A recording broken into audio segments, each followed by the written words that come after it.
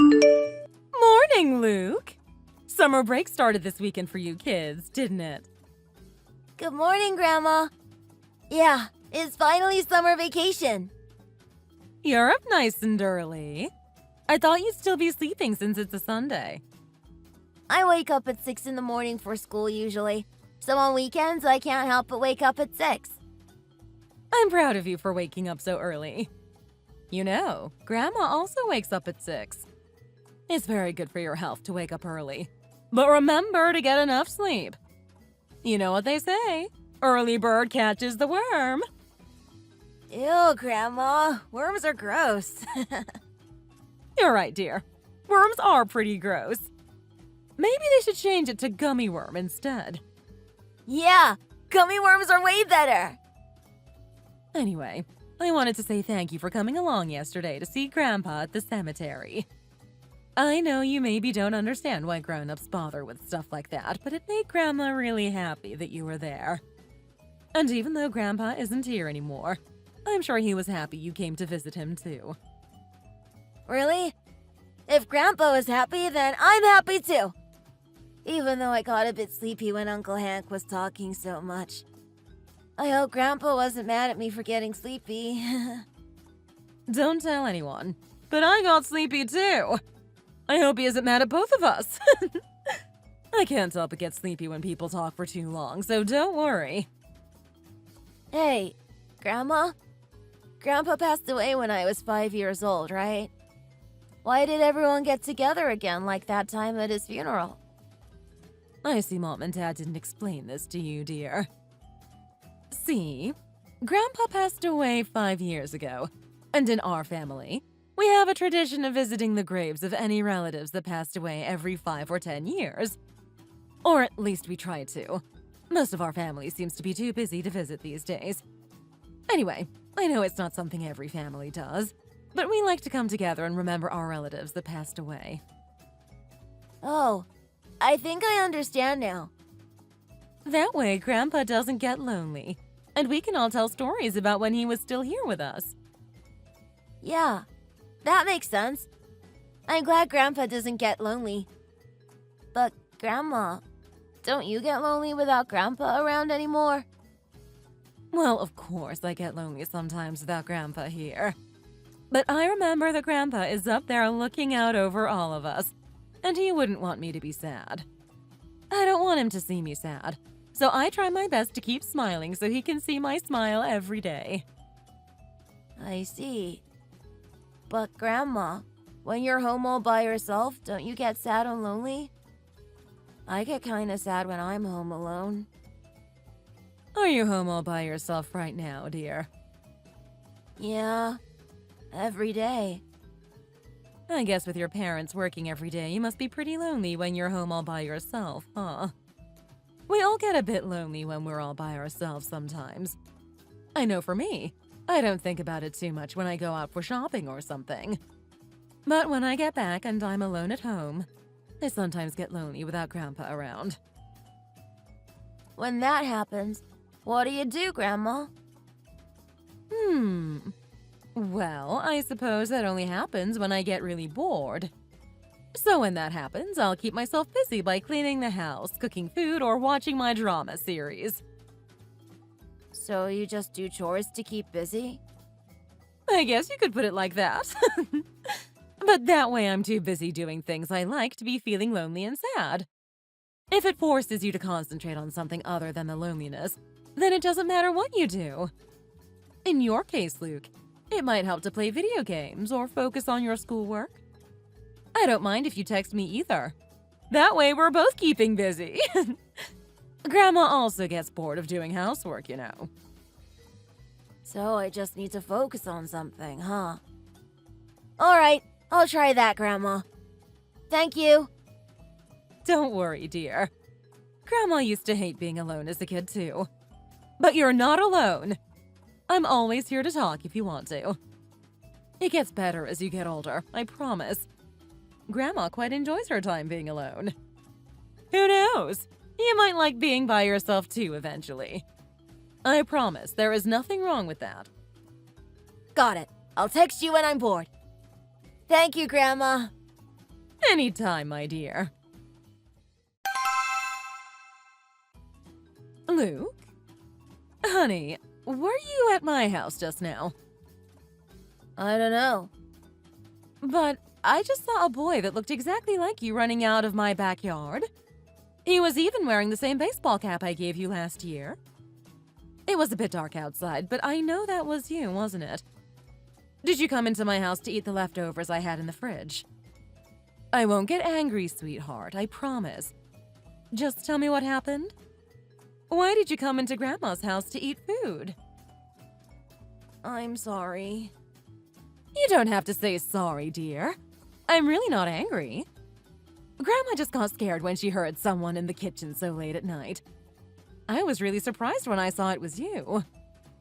Could you tell Grandma why you were here? I was hungry. I couldn't help it. I was so hungry I just needed to eat something. I'm really sorry, Grandma. Honey, isn't there anything to eat at home? No. Absolutely nothing? No snacks, or cereal, or bread? Isn't there any leftovers or veggies or something? There's nothing here. There's only tap water. I don't understand. Why isn't there any food? Didn't Mom and Dad make you any food tonight? Mom and Dad still aren't back home yet. They're not back home yet. Luke, what do you mean? When did they leave? They both left 5 days ago. Mom and Dad haven't come home since. I don't have any money. I didn't know what else to do. I'm sorry.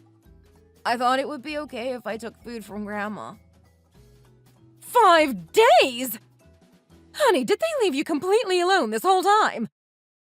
Yeah. Where did your mom and dad go? Do you know? Did they say anything before they left? Like when they'd be back, maybe? I don't know. They left after I went to bed. They leave me alone a lot. They've done this before. When did they start leaving you alone like this? Yeah. Like, Dad started leaving me and Mom alone at home a lot since last year. And then Mom also started leaving me alone at home this year. You're saying your parents leave you all alone at home like this pretty often? Without food? Yeah. They do this a lot. I can't. This is unbelievable. I'm so sorry this is happening to you, dear. You must be so lonely. If you told Grandma, I would have come to visit you immediately. Mom told me not to tell anyone that I was alone at home. She said bad people would find out and come to take me away. That is why I didn't tell you, Grandma. She also said I shouldn't go out on my own. But I was so hungry. I just didn't know what else to do. I had to eat something. Mom made me swear. Now I broke our promise. Don't worry, dear. You did the right thing coming to me. I would have gone to the store to steal something instead, but I got scared, so I went to Grandma instead. I'm sorry for stealing your food, Grandma. It's fine, honey. I forgive you. You didn't do anything wrong. I'm proud of you for coming to me instead of going to the store. I have a lot of food at my home. You don't have to feel bad. I ate the chicken and potatoes you had in the fridge, though. The roast chicken and potato bake? I bet it was tasty. Did you have some of the pea salad that was in the lower rack? I did. It was really good. Mom never makes me any chicken. It was so good. Poor Luke. You were really hungry, weren't you? I was. I was so lonely without Mom there. Is that why you asked me if I was sad without Grandpa around and how I handled it? I hope my advice helped, dear. You've been really brave for staying at home all alone.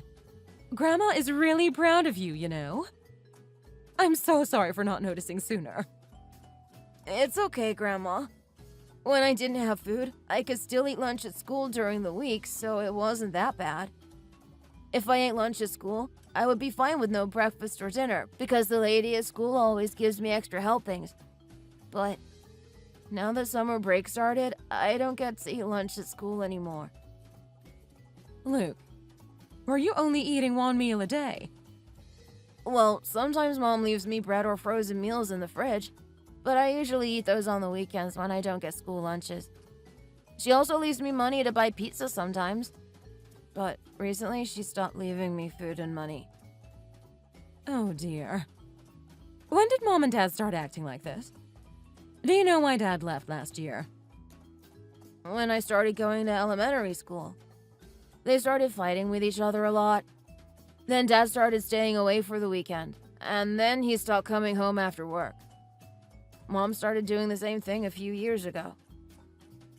Goodness, dear.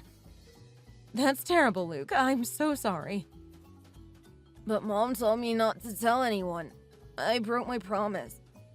I told Grandma everything, and I went outside. Now she's going to scream at me. What should I do, Grandma? I don't want her to scream again. Don't worry about a thing, Luke. I promise Mom won't get mad at you. I won't let her scream at you again. Grandma will take care of everything, so don't stress, dear. Really? Of course! Grandma is coming to pick you up now. Is that fine? No? Yeah. Are you sure Mom won't be angry at me? Grandma will talk to her and sort this out, don't worry. I'll make sure to protect you. I won't let her scream at you ever again. If you're fine with it, how about you stay over at Grandma's tonight? Are you still hungry, dear? Just a bit, yeah. Okay, I'll stay over at Grandma's. Why don't we stop at the store to get some ice cream? You can have whatever flavor you'd like. Then we can have ice cream while we watch a movie. How does that sound? What kind of movie? Any movie you'd like, dear. Okay, I'd like that. Thank you, Grandma. Luke! Where have you gone? Answer me immediately. Oh, so you're finally back. You're not at home, I can tell that. Where are you? Explain yourself, fast. Just out for a little stroll, you see. What? Luke! I told you you're not allowed outside. What do you think you're doing? Don't you ever listen to a word I say. I made you promise not to go outside, and then you break that promise. When you get back, you're in a lot of trouble. I hope you understand what kind of punishment is waiting for you. Come home immediately! Punishment? What kind of punishment?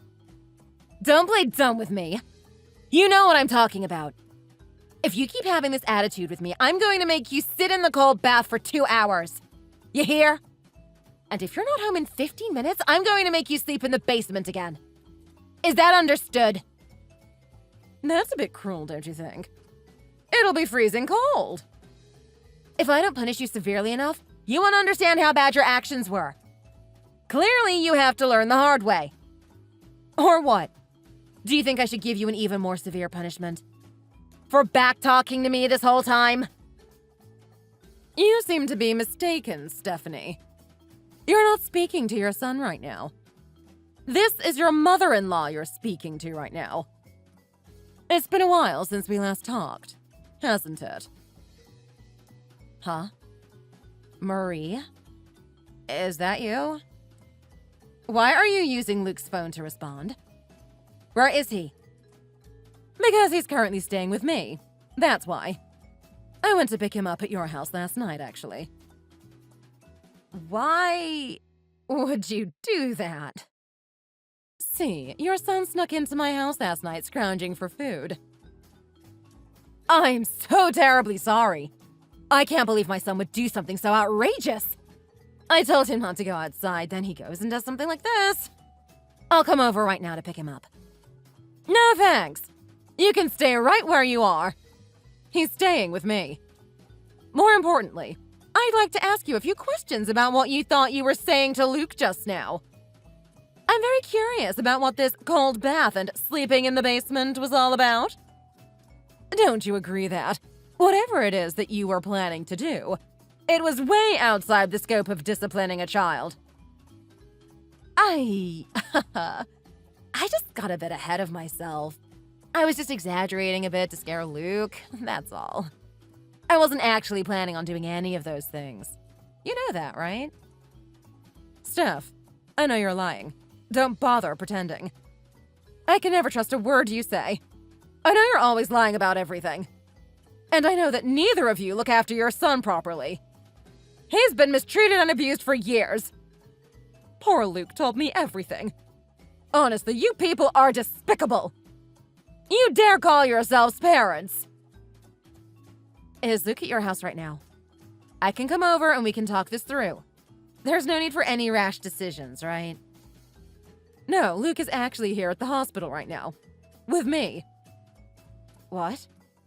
Why? The poor boy hasn't had anything to eat for quite a few days, it seems. I brought him here so they can examine him. He's been given a drip because of how dehydrated he was. He's dangerously underweight as well. Something like 20 pounds under the average weight for his age. Luke's always been a bit on the thinner side. He's not underweight, I swear. His pediatrician even assured me that he's perfectly healthy for his age.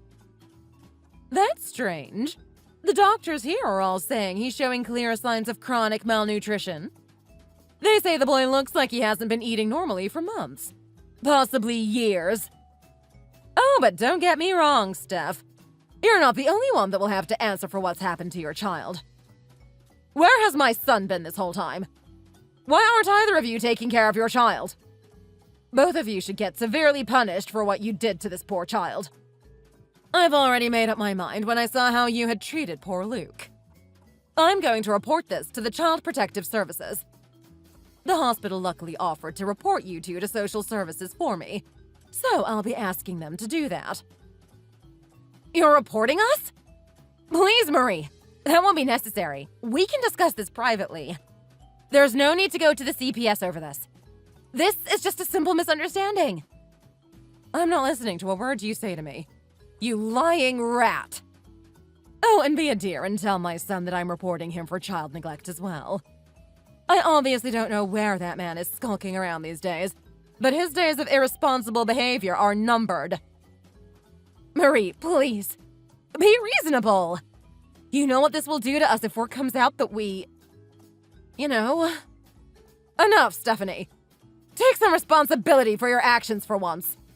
I'm done talking now. I have to go speak to the nurse about filling out the report. Oh, you know, I almost forgot to tell you. Please vacate that house you two are living in right now. I want you out of there ASAP. What are you talking about? How could you ask something like that all of a sudden? I let my son live in that house this whole time because my husband was lending it to him. But I finally had enough. I've decided that I'm done lending it to him and you. So please, vacate the home and leave immediately. What? That's unreasonable. You can't just expect us to leave our home like this. Where are we supposed to go? What's unreasonable about this, dear? After my husband passed away, I became the owner of the property. I have every right to kick you two out. I was just letting you two stay there out of goodwill. Up until now, of course. Now that I know you two were neglecting my poor grandson and staying in hotels for weeks at a time, I see no reason why I should let you two continue staying there. I don't care. You can't just kick us out on the street out of nowhere. I have a child, after all. You two barely visit the place anymore. You're always out somewhere, leaving Luke alone at home. You barely have any use for the place as it stands. Oh, and don't worry about little Luke. I'll look after him instead. I've decided I'm going to adopt and raise him. Did you really report us to the CPS? I did, yes. A social worker just arrived here to speak to me and Luke, actually. I'm waiting in a different room. The nurse and the social worker are going to go speak with Luke now about his situation. I was told family and acquaintances have to wait somewhere else so they can interview the child without any interference. Are we going to get arrested for this? I can't go to prison over this. The fact that you realize you might get arrested over this tells me you at least have some sense of awareness of what you've done. If only you'd been so concerned about the state of your own child, rather than about whether or not you're going to get arrested. You don't understand. I really can't afford to have this show up in my criminal record. No one can afford to have this show up on their record, you idiot! You and your husband both work in a field that relies on trustworthy people, don't you? Trustworthy, responsible adults. Adults that can take care of and look out for the safety of children that are about as old as Luke is. Listen, if word gets out about this, I'm 100% going to lose my job. Please understand. Dear, I completely understand. Which is exactly why I'm not letting either of you off the hook. Now, how about you tell me what you two have been doing while you left your child at home all alone? If I tell you, will you make sure we don't end up getting arrested? Promise me you'll convince the social worker and the police this is some big misunderstanding. I might consider it, if you can somehow convince me that I shouldn't have you two arrested. So tell me, why shouldn't I?